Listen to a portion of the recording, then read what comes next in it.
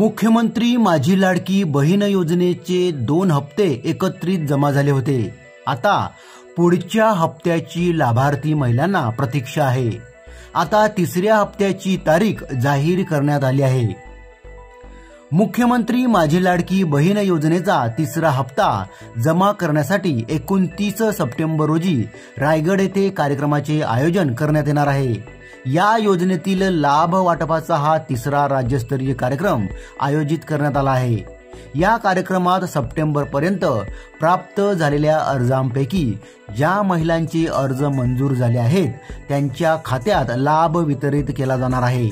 तसेच जुलै आणि ऑगस्ट मध्ये अर्ज केलेल्या ज्या महिलांचे अर्ज मंजूर होऊनही या योजनेचा लाभ मिळाला नाही त्यांना देखील या तिसऱ्या हप्त्यात लाभ दिला जाणार आहे।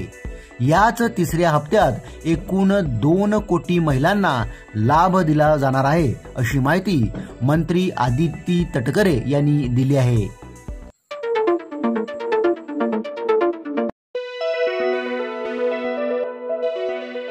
राज्यातील विधानसभा निवडणुकीची आचारसंहिता काही दिवसात लागणार असून या अगोदर मंत्रिमंडळ बैठकीत एक महत्त्वाचा निर्णय घेण्यात आला आहे।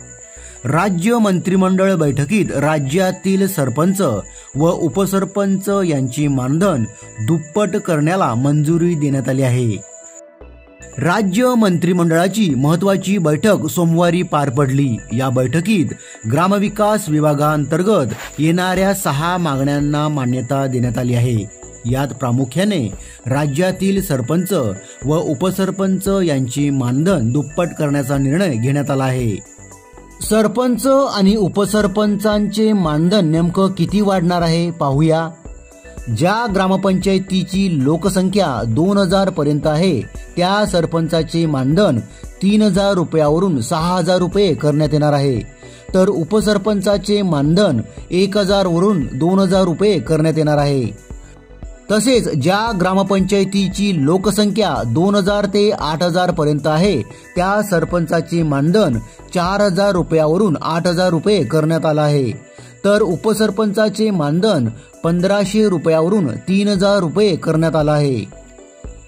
तसेच ज्या ग्रामपंचायतीची लोकसंख्या 8000 पेक्षा जास्त आहे त्या सरपंचाचे मानधन 5000 रुपयावरून 10000 रुपये करण्यात आला आहे, तर उपसरपंचाचे मानधन 2000 रुपयावरून 4000 रुपये करण्याचा निर्णय घेण्यात आलेला आहे।